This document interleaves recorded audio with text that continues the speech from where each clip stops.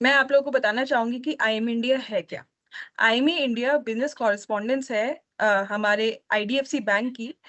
जैसे कि Indo Nepal remittance की सर्विस है, वो आरबीआई के तहत एक सर्विस है जो दी जाती है ऐसे लोगों के लिए, ऐसे नेपाली लोगों के लिए जो कि इंडिया आए हैं काम करने, और वो अपनी मेहनत का पैसा अपने परिवारजन जो कि नेपाल में है उनको भेजना चाहते हैं। तो उसके लिए कुछ लिमिटेशन सेट है जो कि आरबीआई ने हमको बताई है। और क्योंकि जो भी पैसों का कारोबार है वो बैंक के थ्रू होता है, तो आरबीआई के अंडर बैंक होते हैं। और बैंक हम जैसे जैसे आईएमई इंडिया जैसे कंपनीज को अपने एजेंट बनाती है। जैसे आप हमारे एजेंट है, हम भी अपने प्रिंसिपल बैंक के एजेंट है, और उसके साथ हम उनके साथ मिलके आपको आपके थ्रू जो हमारे नेपाली भाई बहन है जो नेपाल से आए हैं उनका मेहनत का कमाया हुआ पैसा उनके परिवारजनक को सेफली और स्मूथली पहुंचाने की पूरी कोशिश करते हैं। तो जो भी इसके रूल्स है, मैं बोलूंगी कि जो भी इसके रूल्स है इंडो नेपाल रेमिटेंस के, वो आरबीआई की तरफ से भी गए हैं। आरबीआई का मतलब है रिजर्व बैंक ऑफ इंडिया, जो कि सेंट्रल बैंक है इंडिया में।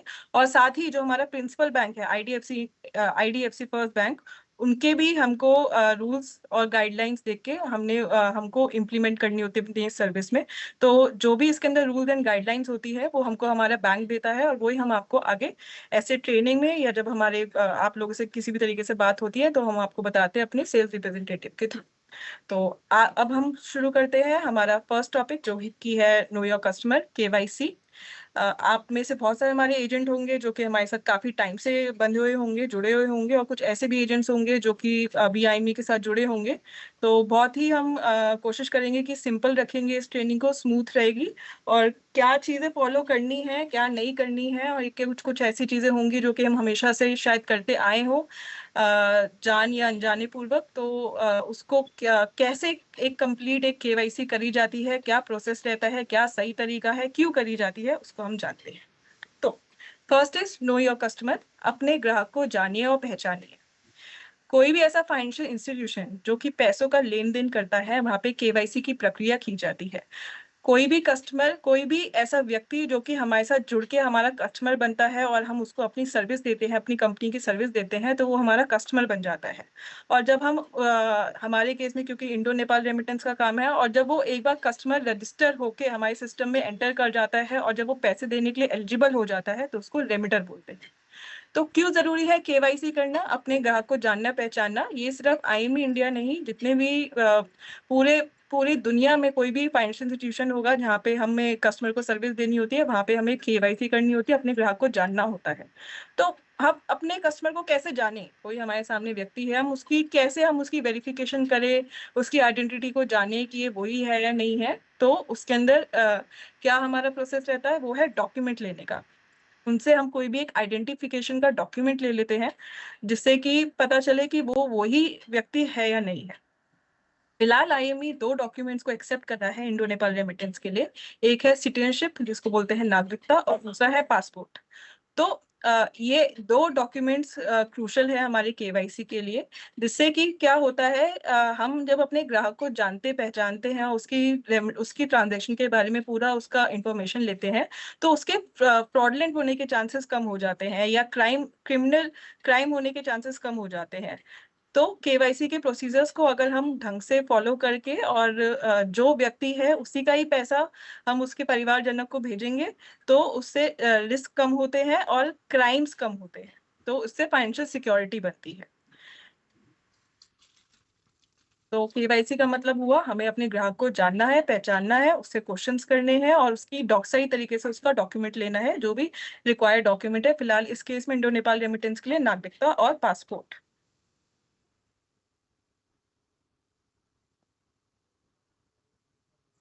एक मेन फीचर है केवाईसी का जो कि होता है फेशियल वेरिफिकेशन। जो व्यक्ति हमारे सामने है, जो हमारा कस्टमर हमारे साथ बनना चाहता है, वो वही व्यक्ति है जो जिसकी आईडी हमारे सामने है, उसको कैसे पता लगाए, कैसे क्रॉस वेरीफाई करे, कैसे पता लगाए कि वो वही सामने है या नहीं है। तो हमारी जो जो दोनों डॉक्यूमेंट्स है, ये फोटो आईडीज होती हैं, उसके अंदर कस्टमर की फोटो लगी होती है। तो जब भी हमारे सामने कस्टमर आता है काउंटर पे, तो हमें उसका जो फेस है वो उसकी आईडी से मिलाना होता है। ऐसी भी आईडीज होती हैं जो कि पुरानी बनी होती है। आप में से काफी एजेंट्स के ऐसे क्वेश्चंस आते हैं कि देखिए जब जब नागरिकता बनी थी वो तो 20 साल पहले बनी थी, और अब वो है, अब वो तो एजेड हो गया है, तो फेस चेंज हो जाता है। तो कैसे मतलब हम अच्छी तरीके से श्योर नहीं कर पाते हैं कि वो वही इंसान है या नहीं है। तो वो तो सेकंड चीज है। बट जैसे कि अभी आप स्क्रीन पे देख सकते हैं, ये कुछ सैंपल्स हैं। जैसे कि राइट वाली आप फोटो देखेंगे, एक्सट्रीम राइट वाली फोटो देखेंगे, तो उसके अंदर एक व्यक्ति है जिससे मास्क और एक चश्मा लगा रखा है। हम चाह के भी ऐसे इंसान का फेस नहीं देख सकते हैं, राइट। तो हमें हमारे कुछ ऐसे एजेंट्स होंगे जो कि हिमाचल या उत्तराखंड, जहाँ पे ठंड का इलाका होगा, ऐसे में होंगे। तो मोस्टली वहाँ पे लोग होते हैं कि टोपी लगा के रखते हैं जिससे ठंड ना हो, ठंड ना लगे, या मास्क लगा के रखते होंगे इन्फेक्शन न फैलने के लिए। तो ऐसे हमारे कस्टमर को हमें रिक्वेस्ट करनी है कि सर या मैम, 1 मिनट के लिए आप प्लीज अपना ये मास्क हटा दीजिए, जिससे हम आपकी एक बार फेस को वेरीफाई कर पाए आपकी आईडी के साथ। ये हमारा प्रोसेस है, हमारा प्रोसीजर है केवाईसी का। इससे क्या होगा कि अगर कोई किस फेस कितना भी अगर चेंज हो जाए, तो थोड़ा बहुत फेशियल एक्सप्रेशन तो मिलता ही है कहीं ना कहीं। थोड़ा बहुत आंखें मिलती हैं, या एक हम वेरिफिकेशन तो कर ही सकते हैं। तो एक ये स्टेप है केवाईसी करने का। तो ऐसा आपको कोई भी व्यक्ति हमारे सामने आता है जो कि जाने या अनजाने में अपना फेस को छुपा रहा है, अपनी आइडेंटिटी को छुपा रहा है, तो हमें उनको रिक्वेस्ट करनी है कि हमें एक बार आपका फेस देखना है, हम आपका जो फेस को है उसके आपकी आईडी के साथ वेरीफाई कर ले, उसके बाद ही हम आपकी केवाईसी करें।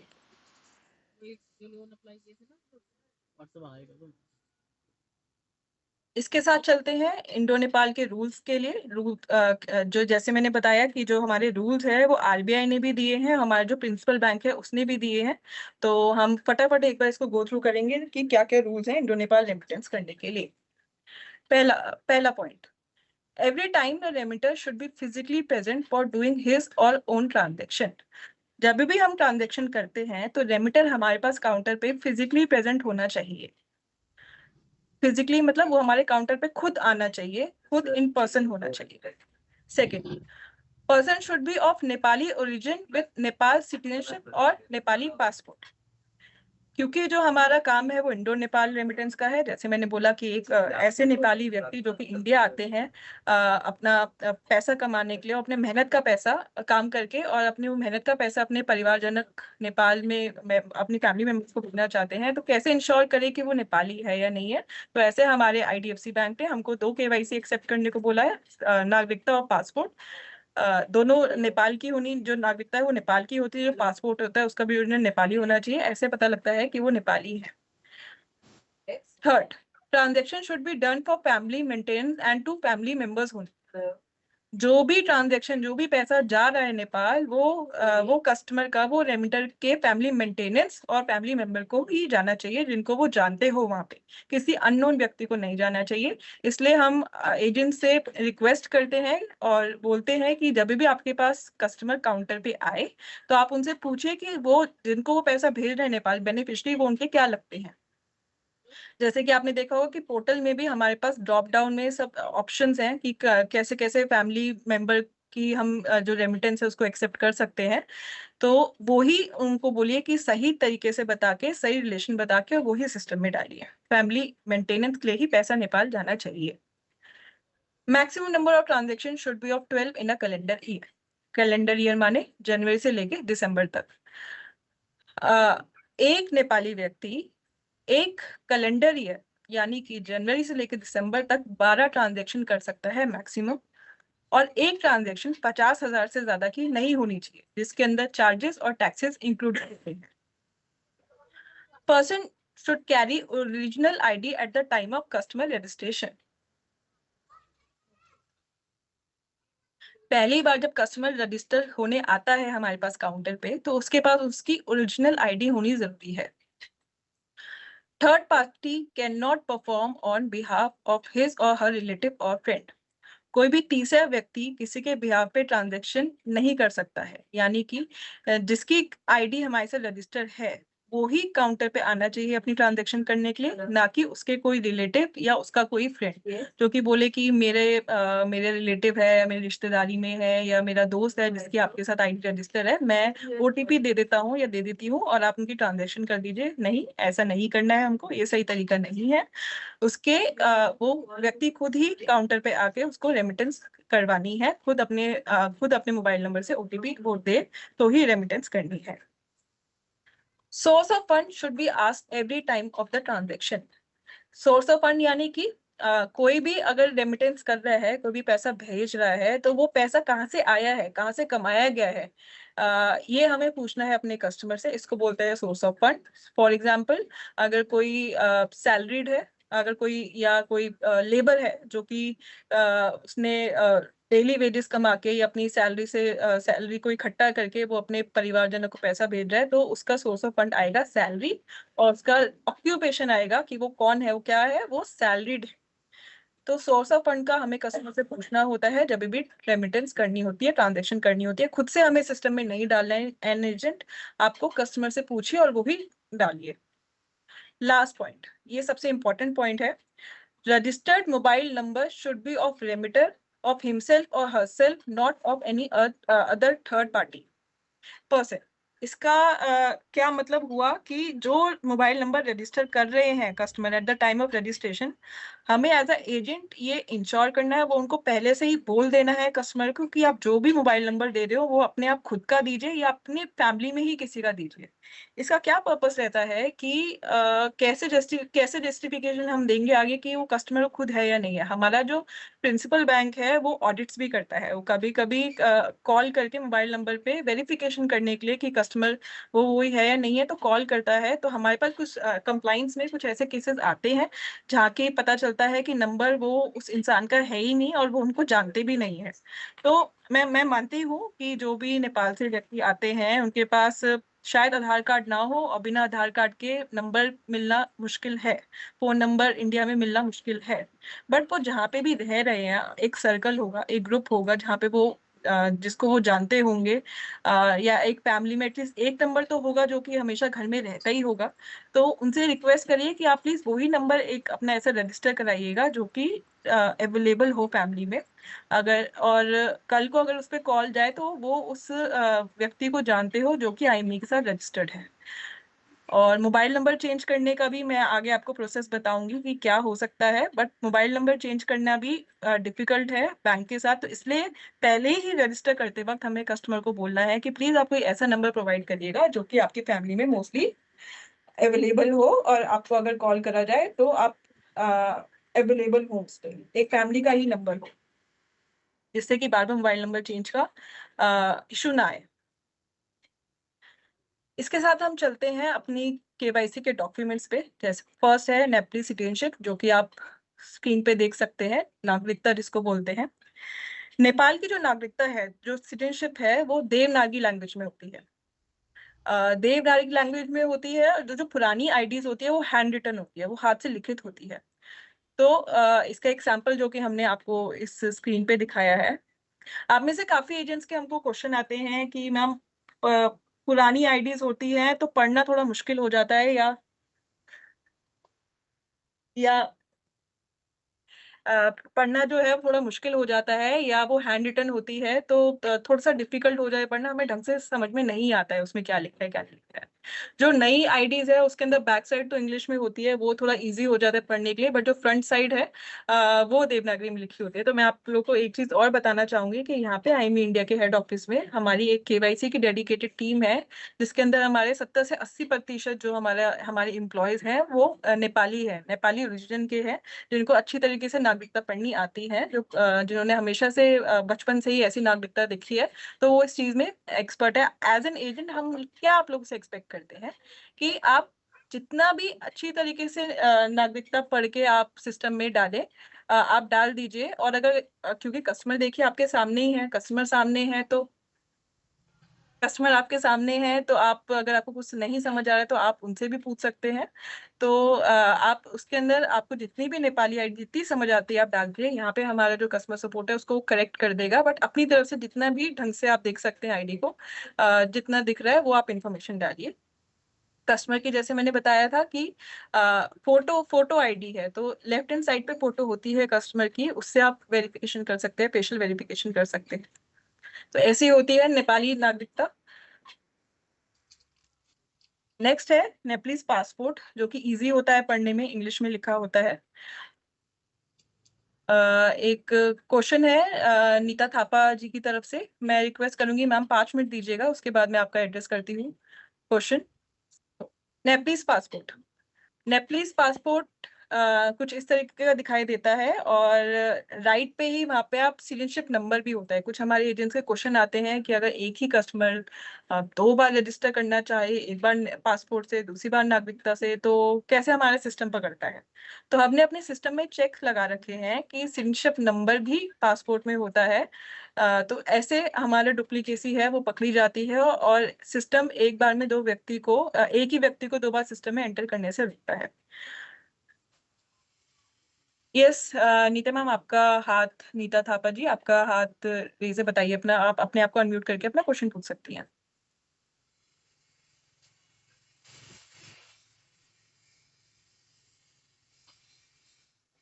आई थिंक वो बिजी है। हम इतने नेक्स्ट टॉपिक पे हेलो हेलो। मैम। नमस्कार मैम, बताइए। मैम हमारे यहाँ कस्टमर ना फोटोकॉपी लाते हैं। फोटोकॉपी किस चीज की लाती है मैम? नागरिकता की, पासपोर्ट की, आईडी की, राइट? जी मैम। मैम, जैसे कि मैंने पहले ही बताया कि ये केवाईसी की रिक्वायरमेंट है कि जो पहली बार कस्टमर रजिस्टर करने आता है उसके पास उसकी ओरिजिनल आईडी होनी जरूरी है। हम आगे के आपको स्लाइड्स में दिखाएंगे कि पर्सनल फोटो किस तरीके की क्लिक करी जाती है और किस तरीके की पर्सनल फोटो ही सिस्टम में अपलोड करनी है। तो अगर आपके पास कोई फोटो स्टेट लाता है, कोई स्कैन कॉपी लाता है डॉक्यूमेंट की, तो आप प्लीज कस्टमर को हम्बली रिक्वेस्ट करिए कि हमारी केवाईसी का प्रोसेस है कि आपके पास आपका ओरिजिनल आईडी ही होना जरूरी है। नीता मैम, आई होप मैंने आपके क्वेश्चन का आंसर करा हुआ है। कुछ और आपका रिलेटेड क्वेश्चन है?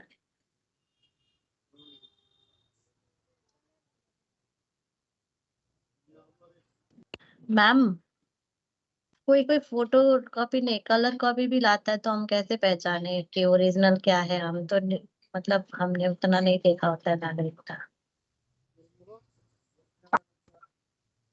मैम, ओरिजिनल और जो फोटोस्टेट है वो तो देख के पता चल जाती है जब आपके हाथ में आईडी आती है, तो किस तरीके का उसका साइज है। आप कब से हमारे साथ एजेंट हैं आईएमई में? अभी बस 3 महीना हुआ है।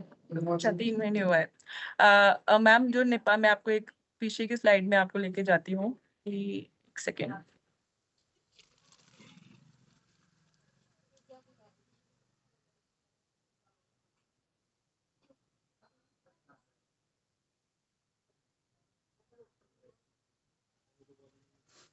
जैसे कि आप देख सकते हैं कि एक जो ओरिजिनल आईडी होती है वो एक हाथ के बराबर की साइज की होती है, जिसके अंदर ऐसे मोनोग्राम, सिग्नेचर, फोटोग्राफ के ऊपर सिग्नेचर ऐसा होता है। तो देख के आईडी पता चल जाती है कि वो फोटो स्टेट है या ओरिजिनल है। तो एज एन एजेंट हम आप एक बार ढंग से आईडी देख के, और जो कस्टमर आपके सामने है उससे भी क्रॉस वेरिफिकेशन करिए, उससे क्वेश्चंस पूछिए कि वो उसकी वो है या नहीं है आईडी। ऐसे हम पता लगा सकते हैं कि कस्टमर जो सामने वाला है वो उसकी आईडी है या नहीं, है वो अपना ओरिजिनल दे रहा है या नहीं दे रहा है। एक हमारे साथ शिवांग गर्ग सर हैं, वो अपना हैंड रेज करेंगे। सर, आप प्लीज अपने आप को अनम्यूट करके आप अपना क्वेश्चन पूछ सकते हैं। हेलो मैम, मैं शिवांग बोल रहा हूँ जीरकपुर से। इनका हमें रिक्वायरमेंट होती है केवाईसी करते वक्त, तो क्या क्या चीजें हमको ध्यान देनी है। तो आप में से कुछ ऐसे एजेंट्स होंगे जो कि हमारे साथ पहले बहुत पुराने से बने होंगे, जैसे कि 2 साल पहले से। तो आप लोग ने नोटिस किया होगा कि पहले हम लोग पर्सनल फोटो का ये ऑप्शन रखते ही नहीं थे। सीधा हम बोलते थे कि आप लोग अपना जो आईडी है, कस्टमर की जो आईडी है वो स्कैन करके डाल दीजिए, रजिस्ट्रेशन हो जाएगी। बट कुछ दिनों में, कुछ महीनों में जो हमारा केवाईसी का प्रोसेस है वो थोड़ा सा स्ट्रिक्ट हुआ है। स्ट्रिक्ट इसलिए हुआ है कि सही इंसान का, सही कस्टमर की रजिस्ट्रेशन ही सिस्टम में होए, तो उसका कैसे हम वेरीफाई करें कि कस्टमर सही में काउंटर पे आया था या नहीं आया था। किसी को जैसे आजकल आपको पता ही है कि टेक्नोलॉजी बहुत एडवांस हो गई है, व्हाट्सएप है, तो ऐसा तो नहीं है कि पेटीएम पर कस्टमर काउंटर पे नहीं 1 था, उसकी आईडी रजिस्टर हो गई थी। 40 तो रुपए ये रूल प्राप्त को हुए। ये रिक्वायरमेंट को कंप्लीट करने के लिए हमारा जो बैंक है उन्होंने ये कंपलसरी कर दिया है पर्सनल फोटो का क्राइटेरिया। पर्सनल फोटो में जैसे हमने यहाँ पे सैंपल लगा रखा है कि क्या किस तरीके का एक अच्छा सैंपल है पर्सनल फोटो लगाने का, उसको अपलोड करने का सिस्टम है। वो ऐसा है कि रेमिटर अपने हाथ में अपनी ओरिजिनल आईडी, ना कि फोटोकॉपी, ना ही black and white photo state, अपनी ओरिजिनल आईडी अपने हाथ में ऐसे उसको रखेगा। और काउंटर पे पीछे उसका कुछ भी काउंटर उसका विजिबल होना चाहिए, जिससे पता चले कि वो शॉप पे ही है। और वो फोटो क्लिक करके हमको सिस्टम में अपलोड करनी है पर्सन फोटो के कॉलम में। दूसरा, सोर्स ऑफ फंड जैसे हमने पहले भी अभी देखा, जाना कि सोर्स ऑफ फंड हमें हमेशा कस्टमर से पूछना है, रेमिटर से पूछना है कि वो जो पैसा है वो कहाँ से कमा के आया है। रिलेशनशिप विद रिसीवर, हमें रिसीवर का भी जो रिलेशनशिप है वो कस्टमर से पूछना है कि वो आपके क्या लगते हैं, और ये इंश्योर करना है कि वो उनके फैमिली मेंबर को पैसा जा रहा है। रजिस्टर्ड मोबाइल नंबर रेमिटर के खुद का होना चाहिए, ना कि थर्ड पार्टी या रिलेटिव का। आईडी डॉक्यूमेंट, एक ये सैंपल है कि पर्सनल फोटो के साथ एक आईडी डॉक्यूमेंट होता है। वो कैसे, वहां पे किस तरीके की केवाईसी अपलोड करनी है और क्या सही तरीका है। जैसे कि आप अपनी स्क्रीन पे देख सकते हैं, जब हमारे सामने कस्टमर आया, उसने अपनी आईडी दी, हमने उसको पर्सनल फोटो क्लिक किया, उसके बाद हमें उस आईडी का फोटो स्टेट निकालना है, फोटो कॉपी निकालनी है, ब्लैक एंड व्हाइट या कलर जो भी अवेलेबल हो। और वो लेने के बाद हमें उसके ऊपर कस्टमर के साइन कराने होते हैं। कस्टमर के साइन मतलब होता है सेल्फ अटेस्टेशन, मतलब जो कस्टमर है वो अपनी सहानुभूति दे रहा है कि मैं अपनी इच्छा से अपनी ये आईडी आईएमई के साथ रजिस्टर करना चाहता हूँ, जिससे मेरी रेमिटेंस हो। साथ में ही एज ए एजेंट हमें अपनी एजेंसी की स्टैंप लगानी होती है। उसके साथ ही अगर हमारे पास ओएसवी की स्टैंप है, ओएसवी मतलब ओरिजिनल सीन एंड वेरीफाइड की स्टैंप है, तो स्टैंप लगानी है। और अगर बाई चांस स्टैंप नहीं है तो हमें अपने हाथ से लिखना है ओएसवी, ओरिजिनल सीन वेरीफाइड। ये 3 अक्षर बहुत ही इंपॉर्टेंट है केवाईसी करते वक्त। और साथ में ही एज ए एजेंट हमें अपने साइन करने हैं। तो हमारी 4 रिक्वायरमेंट होती है। हमें कस्टमर के फोटोकॉपी, आईडी की फोटोकॉपी लेने के बाद हमें कस्टमर के साइन लेने हैं, अपनी एजेंसी की स्टैंप लगानी है, ओरिजिनल सीन वेरीफाइड की स्टैंप लगानी है, और साथ में ही कस्टमर के सिग्नेचर लेने हैं, और अपने भी एज एन एजेंट अपने भी सिग्नेचर करने हैं। तो ऐसा होता है आईडी डॉक्यूमेंट अपलोड करने का एक प्रोसेस, सही प्रोसेस। अब जैसे कि हमारे कुछ एजेंट्स है जो बोलते हैं कि पुरानी आईडीज हम कैसे वेरीफाई करें कि वही वो कस्टमर है या नहीं है। तो उसको क्या तरीका है उसको जानने का, क्रॉस चेक करने का।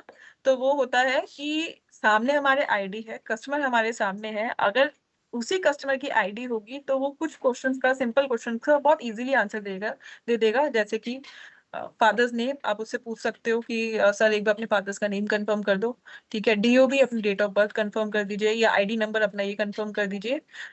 अगर कस्टमर वो इजीली इन सब क्वेश्चन का आपको आंसर दे देता है तो समझ जाइए कि वो उसी का ही आईडी है। और अगर वो ऐसे क्वेश्चन में हिचकिचा रहा है, झिझक रहा है कि नहीं मुझे नहीं पता, मैंने बहुत देखता नहीं हूँ, अपनी आईडी पुरानी बनी होगी, तो उसके अंदर आप थोड़ा सा सस्पिशियस हो जाइए, थोड़ा सा एक।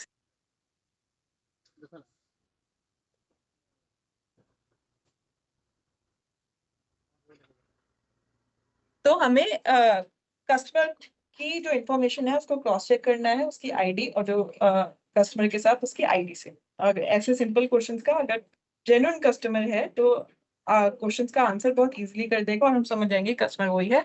अगर वो झिझक रहा है ऐसे क्वेश्चंस को आंसर करने में तो समझ जाइए कि कुछ गड़बड़ है, और थोड़ा सा और उससे क्वेश्चंस करिए कि सर अपना आईडी ही है, आप किसी और का तो नहीं दे रहे हैं। और ऐसे करके आप सही कस्टमर को आईएमई के साथ रजिस्टर करके उसकी रेमिटेंस कर पाएंगे। ये हमारा एजेंट पोर्टल का एक ओवरव्यू है, प्रोसेस है, जिसको हम जल्दी जल्दी यहाँ पे एक बार देखते हैं। जैसे कि मैंने बताया कुछ ये आपका रोज का काम है, आप आईएमई के एजेंट है तो हर वक्त ही ये पोर्टल को देखते होंगे, प्रोसेस देखते होंगे। कुछ हमारे एजेंट्स हैं जो कि हमारे साथ नए जुड़े होंगे, तो उनके लिए थोड़ा सा ये क्रूशियल रहेगा, ये आप देख सकते हैं, ईजी रहेगा। फर्स्ट, कस्टमर की रजिस्ट्रेशन कैसे करते हैं, कस्टमर की ऑनबोर्डिंग कैसे करते हैं। तो कस्टमर का हमें मोबाइल नंबर लेना है, 10 डिजिट का mobile number registered mobile number, साथ में ही हमें आईडी से ही उसका नाम देख के उसको टाइप करना है। नेशनैलिटी नेपाल की ही रहेगी क्योंकि नेपाली है। तो मेंटल स्टेटस पूछना होता है हमें कस्टमर से और वही ड्रॉप डाउन में सिलेक्ट करना होता है। डेट ऑफ बर्थ अगर नागरिकता में नेपाली में है तो आप नेपाली में वहाँ पे पोर्टल पे डाल सकते हैं, और अगर इंग्लिश में है तो इंग्लिश में डाल सकते हैं, वो ऑटोमेटिकली दूसरे लैंग्वेज में कन्वर्ट होके सिस्टम में आ जाएगी। जेंडर हमें देख के उसके अंदर ड्रॉप डाउन में सिलेक्ट कर देंगे, मेल या फीमेल। मदर या फादर का नाम नागरिकता और पासपोर्ट में होता है, वो लिख के डाल देंगे। फिर आता है ऑक्यूपेशन और सोर्स ऑफ फंड।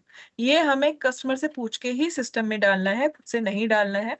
तो ऑक्यूपेशन और सोर्स ऑफ फंड कस्टमर से पूछ के हम सिस्टम में एंटर कर देंगे। उसके बाद आता है टेम्परेरी एड्रेस। टेम्परेरी एड्रेस यानी कि ये कस्टमर इंडिया में कहाँ रह रहा है, कहीं तो रह रहा होगा अगर यहाँ पे काम करने आया है, जो कि जिसको हम टेम्परेरी एड्रेस भी बोलते हैं। तो वो हमें कस्टमर से पूछ के पूरा का पूरा एड्रेस हमें सिस्टम में डालना है, खुद से हमें कुछ भी नहीं डालना है। कस्टमर से पूरा इंडिया पूरा एड्रेस हम बोलेंगे कि सर या मैम आप अपना पूरा एड्रेस बता दीजिए, वही आप सिस्टम में डालिएगा, खुद से मत डालिएगा। Last permanent address. Permanent address यानी कि वो नेपाल का है, नेपलीज है तो नेपाल में रहता होगा, तो परमानेंट एड्रेस आपको आईडी डॉक्यूमेंट से मिल जाएगा। तो वही डाल के वही पढ़ के आप परमानेंट एड्रेस डाल दीजिए पोर्टल में। फिर आता है आइडेंटिटी की डिटेल्स। आइडेंटिटी यानी कि जो किसने केवाईसी डॉक्यूमेंट दिया है उसकी डिटेल्स हमको यहाँ पे फिल आउट करनी है। जैसे कि आईडी टाइप, आईडी टाइप वो या तो नागरिकता है या पासपोर्ट है। फिर आईडी नंबर, आईडी की इशू डेट, और अगर पासपोर्ट है तो एक्सपायरी डेट, और साथ में आईडी की इशूड प्लेस। ये दोनों नागरिकता पासपोर्ट दोनों में ही आईडी इशू प्लेस होता है, तो वही हेलो। हमको। हेलो। हाँ जी मैम। जी सर, नमस्कार। सर आपकी मैं पूरन एजेंसी बोल का रहा नाम? पूरन मनी ट्रांसफर। एक सेकेंड सर। जी सर, नमस्कार, बताइए। हेलो, पूरन मनी ट्रांसफर। जी जी सर। मैं क्या कह रहा था जैसे, 1 मिनट मैम बोल रहा हूँ मैं।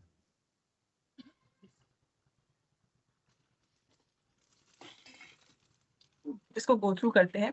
तो पहला पॉइंट बोलता है, I hereby declare that the customer field here in above is correct as per the information provided by the customer. जो भी मैंने इंफॉर्मेशन ऊपर फिल इन करी है वो कस्टमर ने मुझको बताई है, और वो मैंने ठीक तरीके से सिस्टम में डाली है, और वो कस्टमर के अकॉर्डिंग ठीक है, सही है। दूसरा, the customer has approach me in person for the remittance service. जो कस्टमर है वो खुद काउंटर पे अपने आप आया था, और उसने मुझे अप्रोच किया था ये रेमिटेंस करने के लिए। The customer is a Nepali migrant. जो कस्टमर है वो नेपाल का है, नेपाल का माइग्रेंट वर्कर है। Fourth, the customer ID document have been verified in original. जब हम डॉक्यूमेंट आईडी डॉक्यूमेंट भी लेते हैं कस्टमर का फोटो स्टेट करके, उसके ऊपर हम क्यों लिखते हैं ओएसवी या ओरिजिनल सीन वेरीफाइड, कि एज एन एजेंट हमें एक डिक्लेरेशन देनी है कि जो आईडी हमारे पास आई थी वो हमने ओरिजिनल देखी थी और हमने उसको वेरीफाई करा है। तो अगर आपके पास कोई भी कस्टमर आता है जो कि कलर्ड फोटो कॉपी या black and white photo copy लेके आपके पास अपने आईडी को रजिस्टर करना चाहता है, तो नहीं, वो सही तरीका नहीं है। हमें कस्टमर का ओरिजिनल देख के ही उसको वेरीफाई करके ही उसको आईएमई के सिस्टम में रजिस्टर करना है। जो कस्टमर है वो किसी दूसरे मोबाइल नंबर या किसी दूसरे डॉक्यूमेंट से आईएमई में रजिस्टर नहीं हुआ है।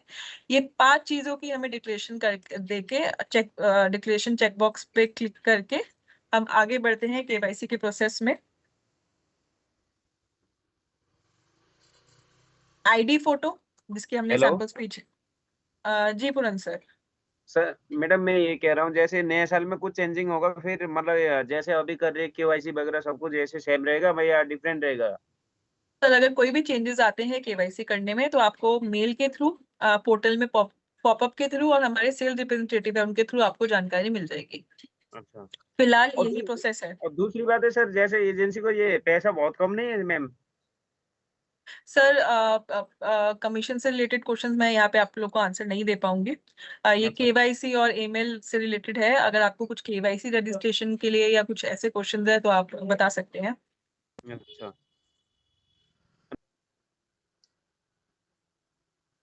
तो की आइडेंटिटी को इंश्योर करने के लिए उसका फोन उठाना जरूरी है, उसको अपनी इंफॉर्मेशन देना जरूरी है।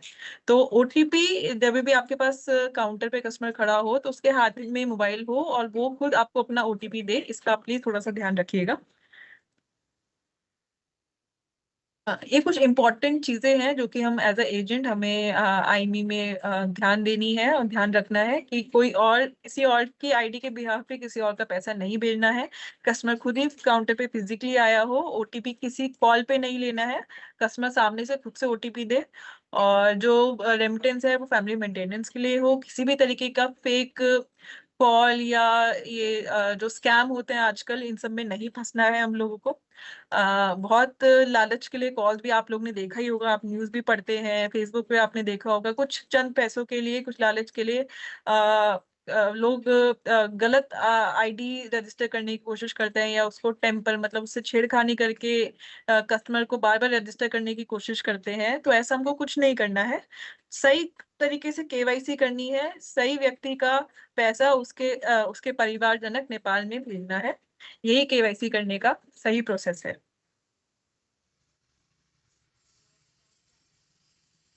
जैसे कि मैंने बताया कि डीएमटी की जो अभी सर्विस है वो बहुत जल्द शुरू होने वाली है, फिलहाल अभी रुकी हुई है क्योंकि आरबीआई जो रिजर्व बैंक ऑफ इंडिया है उसने कुछ चेंजेस लाए हैं सिस्टम में।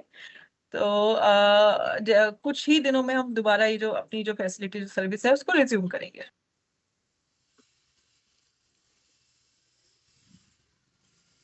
एएमएल और सीएफटी।